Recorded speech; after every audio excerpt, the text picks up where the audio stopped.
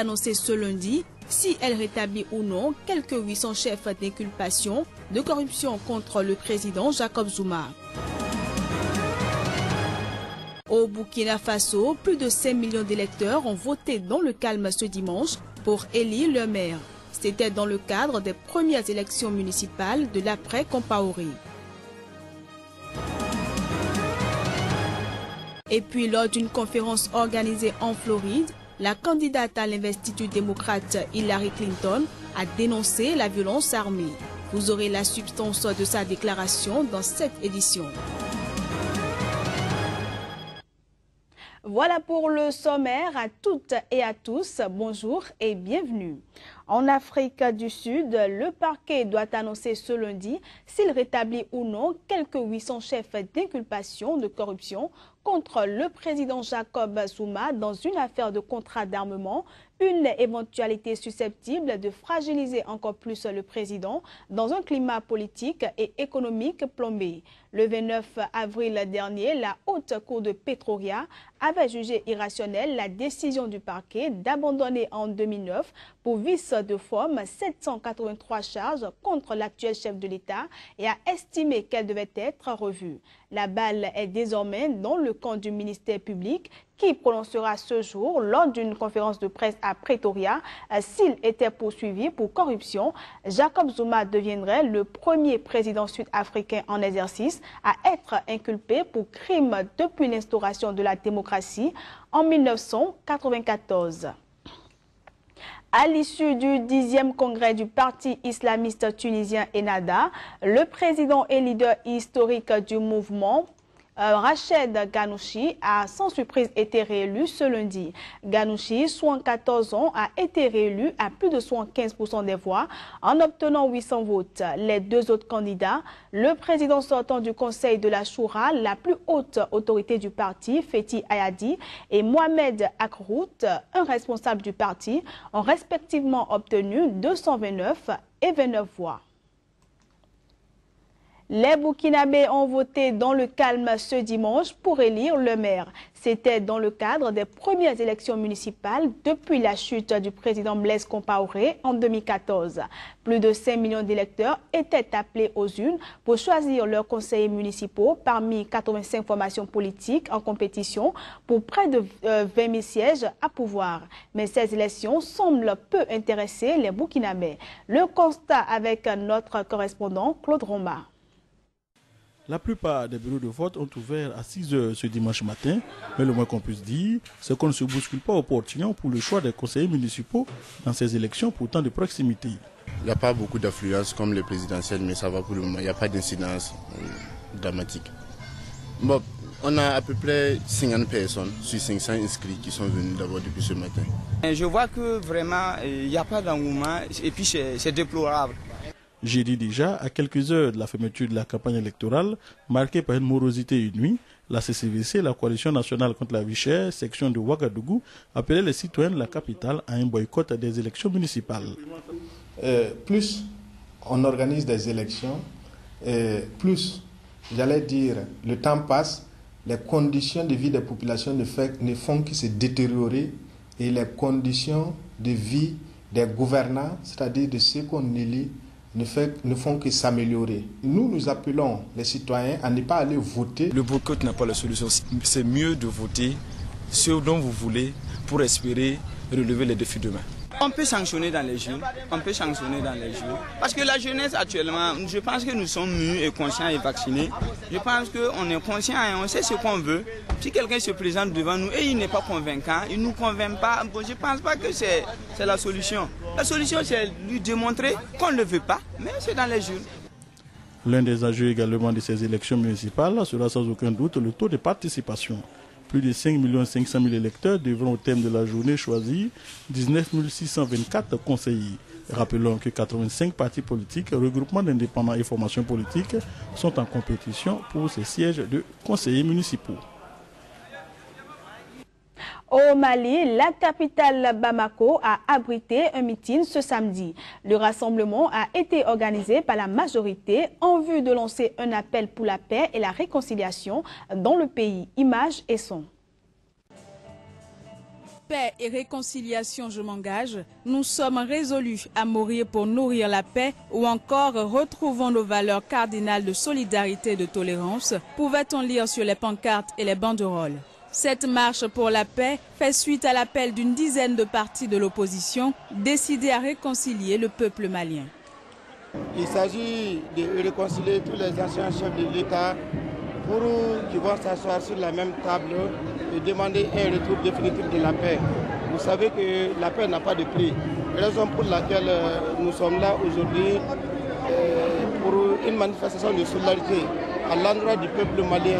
Je suis venu pour ce meeting-là uniquement participer à la réconciliation de tous les Maliens et apporter ma petite pierre de réconciliation pour que tous les Maliens puissent se pardonner. La manifestation a été encadrée par les forces de l'ordre. Aucun incident n'a été signalé. La marche a pris fin avec un rassemblement marqué par l'intervention de plusieurs responsables de l'opposition, dont leur chef de file Soumaïla Cissé, président de l'Union pour la République et la démocratie URD, et Thiébile Dramé, chef du Parti pour la Renaissance nationale Parena. À Yamoussoukro, en Côte d'Ivoire, les évêques ont plaidé ce dimanche en faveur de la libération des prisonniers politiques détenus depuis la crise post-électorale de 2010-2011. Cet appel à la réconciliation a été lancé lors du pèlerinage national initié dans le cadre du Jubilé de la Miséricorde, une année sainte ouverte le 8 décembre par le pape François. Ce pèlerinage a regroupé des dizaines de milliers de chrétiens à la basilique Notre-Dame de la Paix de Yamoussoukro. Pendant ce temps, les gardes-côtes libyens ont intercepté ce dimanche 7 embarcations transportant 850 migrants qui tentaient de rejoindre l'Europe par la mer. Ces migrants sont originaires de plusieurs pays d'Afrique. Parmi eux, 119 femmes et 11 enfants. Ils ont été remis aux autorités de lutte contre la migration clandestine avant d'être transférés dans des centres d'hébergement. Il faut dire qu'en Libye, depuis la chute de Muammar Kadhafi en 2011, ils sont des milliers de migrants à tenter de rejoindre l'Europe. Hors du continent africain, le président américain Barack Obama a rencontré ce lundi les dirigeants vietnamiens. Cette visite a pour but de renforcer les liens et de marquer la volonté de Washington d'envoyer un signal aux puissants voisins chinois. Lors d'une conférence de presse commune organisée ce dimanche, les deux pays ont affirmé leur volonté commune de mettre en place l'accord mondial sur le climat conclu à Paris en décembre et de tenir leurs objectifs respectifs dans la transparence. Il faut dire que c'est la première visite du président américain depuis son installation à la Maison-Blanche et la troisième d'un président américain depuis la fin de la guerre en 1975. En Floride, la candidate démocrate à la présidentielle des États-Unis, Hillary Clinton, a dénoncé la violence armée lors d'une conférence organisée par une association venant en aide aux familles de victimes de ces violences. Elle a par ailleurs affirmé que personne ne devrait penser que son enfant n'est pas digne d'être protégé comme d'autres enfants à cause de sa couleur de peau. Suivez plutôt.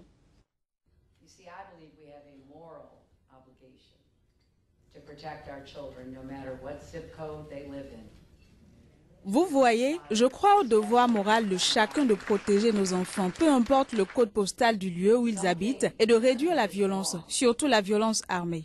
Quelque chose ne va pas quand autant de jeunes qui commencent leur vie la perdent. Quelque chose ne va pas quand autant d'Américains ont des raisons de penser que notre pays ne considère pas leurs enfants comme aussi précieux et dignes d'être protégés que d'autres enfants à cause de la couleur de leur peau. La vaste majorité des Américains soutiennent la vérification complète des antécédents. En fait, le sondeur conservateur Frank Luntz a trouvé que 82% des propriétaires d'armes et 74% des armes de la NRA soutiennent la vérification des antécédents pour toute personne achetant une arme. And 74% of NRA members support background checks for anyone buying a gun. Kodjovi Ametonou est déjà dans ce studio pour la revue de presse. On le retrouve juste après ceci. Kodjovi Ametonou, bonjour. Bonjour Candice Deboué, bonjour aux amis téléspectateurs. C'est un plaisir de vous retrouver pour amorcer la une des journaux pour le compte de cette semaine. Alors, comme chaque matin, vous êtes là que pour la revue de presse et les journaux béninois sont revenus sur l'entretien que Patrice Talon a accordé au journal Le Monde, sans oublier aussi l'actualité au Parlement. Oui, Candice Deboué, c'est ce que nous avons constaté ce matin en parcourant donc la une de ces carnats, comme vous venez donc de le signaler avec le quotidien Actu Express. Vous lire donc cette information, interview sur la situation sociale, économique et politique actuelle du Bénin. Patrice Talon à cœur ouvert, c'est avec le journal Le Monde et vous lisez donc l'interview, l'intégralité dans les colonnes du journal Actu Express. Ce même journal qui parle de chantage et harcèlement contre des prestataires de la DAN à l'aéroport de Cotonou, la pairie au banc des accusés. Le ministre Khékhomen doit faire le ménage, fait donc observer le quotidien Actu Express. Actu Bénin cette fois, Patrice Talon, je rêve que les Béninois me portent en triomphe dans 5 ans. La nouvelle tribune pour terminer, haute cour de justice du Bénin, blocage de la désignation des remplaçants de Sakalafia et de Candide avant Azanaï. D'une actualité à une autre, le médiateur de l'Union africaine pour le dialogue congolais, Edem Kodjo, a trouvé enfin un bouc émissaire pour la non-tenue du dialogue. Oui, Candice Deboué Kodjo, Edem, qui est donc désigné pour servir donc d'intermédiaire entre les opposants et mouvanciers en République démocratique du Congo, estime cette fois que l'UDPS donc constitue le point de blocage. Et alors c'est avec Congo Time que nous démarrons. Dialogue, Edem Kodjo ne sait plus sur quel pied danser. Médias Congo, blocage du dialogue en République démocratique du Congo. Kodjo accuse l'UDPS et puis Radio Okapi qui évoque tout autre problème dans le pays. En République démocratique du Congo, c'est bien sûr l'opposition qui condamne les massacres survenus à Béni.